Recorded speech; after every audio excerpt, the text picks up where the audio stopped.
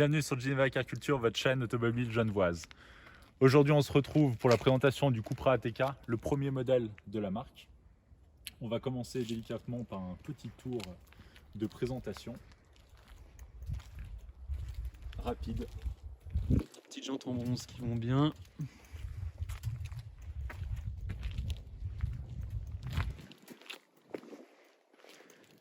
Quatre belles sorties.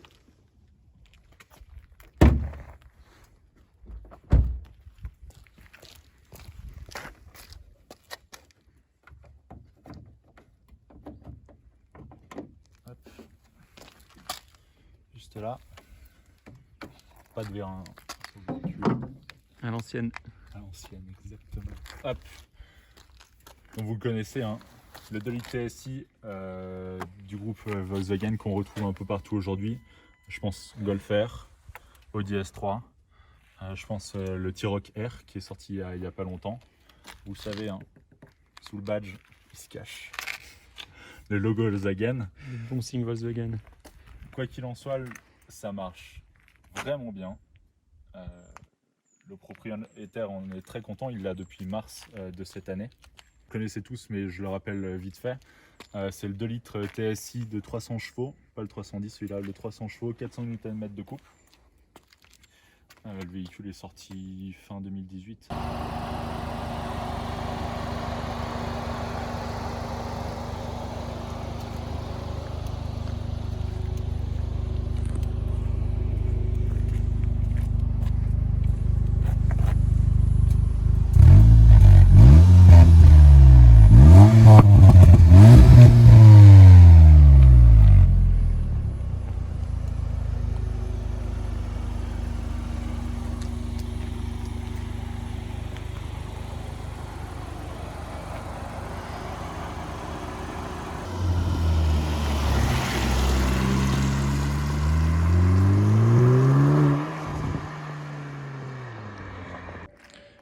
Du coup, après, point de vue esthétique, il y a quoi en gros qui change avec un Seat ATK classique? Donc, par rapport à l'extérieur, on retrouve tous les éléments ici en noir brillant. La grille là, celle juste ici et celle juste en dessous sur laquelle il est marqué Cupra, bien entendu. Les vraies entrées d'air apparemment. C'est des vraies entrées d'air, exactement. Sauf les grilles juste là, sur le côté. Ici, elles sont pleines. Ouais. On retrouve le logo qui est moins gros que celui qui est présent sur le Formentor, avec l'imitation en carbone en plastique ici. Après, niveau jantes aussi.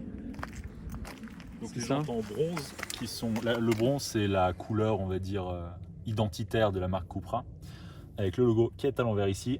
Le système de freinage Brembo, à savoir que si vous prenez le système de freinage Brembo, vous n'avez pas la roue de secours dans le coffre. Ensuite, les bas de caisse en noir brillant, comme les grilles à l'avant, comme les montants de porte aussi juste ici.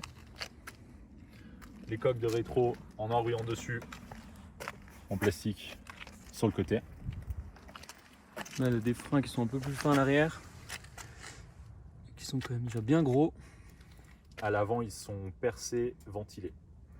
Donc là, niveau pneus, c'est des 245 par 40 en 19 pouces.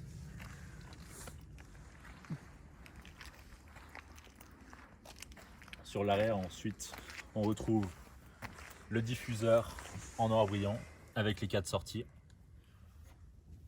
En alu, chromé, contrairement au Formentor qu'on a pu vous présenter. Les écritures Cupra en noir brillant pareil. Et le petit logo Cupra. Et puis les montants du bécane qui sont en noir brillant. Donc tout ça, ça donne un rendu qui est quand même bien plus agressif que le ATK de Seat. Je pense que ça donne une belle touche de sportivité. Continuer donc niveau esthétique, on va aller voir à l'intérieur, donc dans l'habitacle. Donc déjà, premier point, les sièges baquets par ici.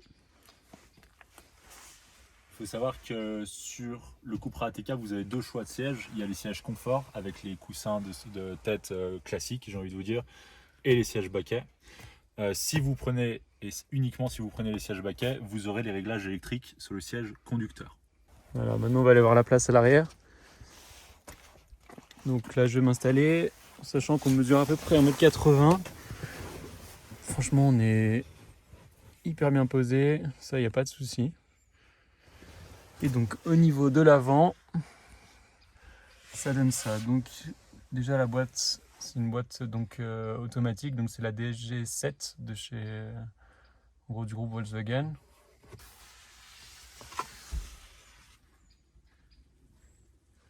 Voilà. C'est vrai que c'est un rendu qui est quand même assez sobre, mais avec des petites touches de rappel donc de chez Cupra pour marquer un peu l'agressivité. Toujours un peu dans ces touches un peu orange avec les surpiqûres aussi sur les sièges. Voilà, c'est un bel intérieur. Et oui, également avec le toit panoramique.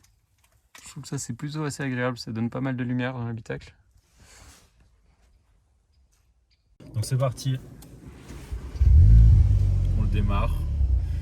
Le vertical cockpit que vous connaissez, sur lequel bien entendu on peut régler différentes vues. Vous pouvez avoir des compteurs à gauche, à droite, au milieu, etc.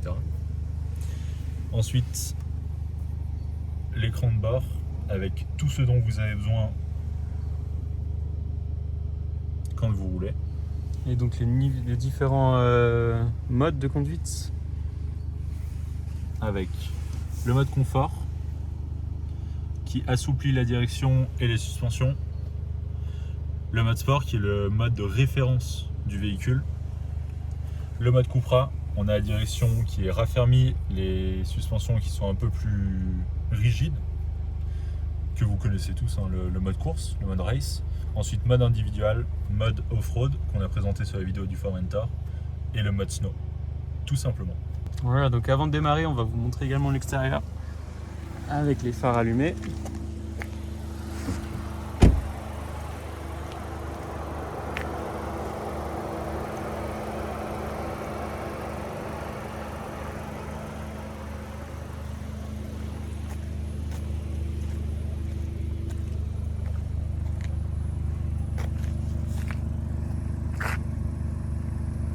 Et le petit bruit au ralenti.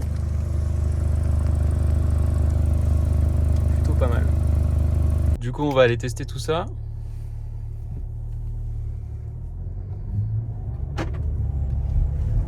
Donc là on est en mode sport.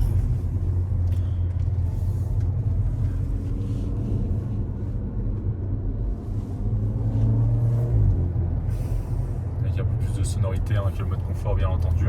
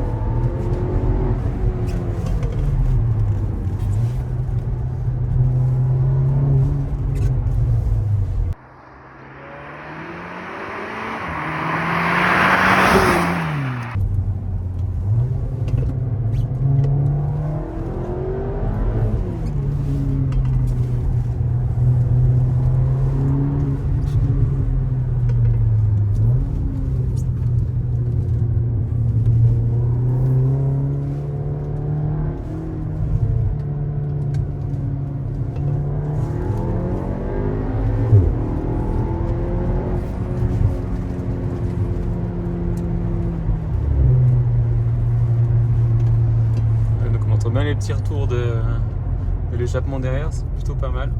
La vue qui est absolument magnifique. Et là on a une jolie vue. Avec un beau soleil aujourd'hui, on a de la chance.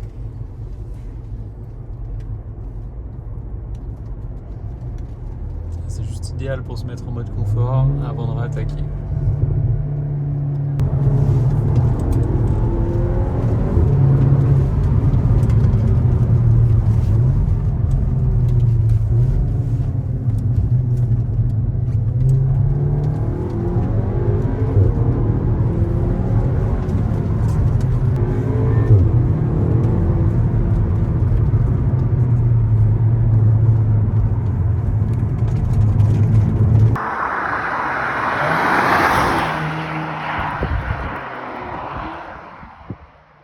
On se retrouve ici pour faire l'outro de cette présentation du Cupra ATK qui est pour nous vraiment un daily qui est vraiment au top.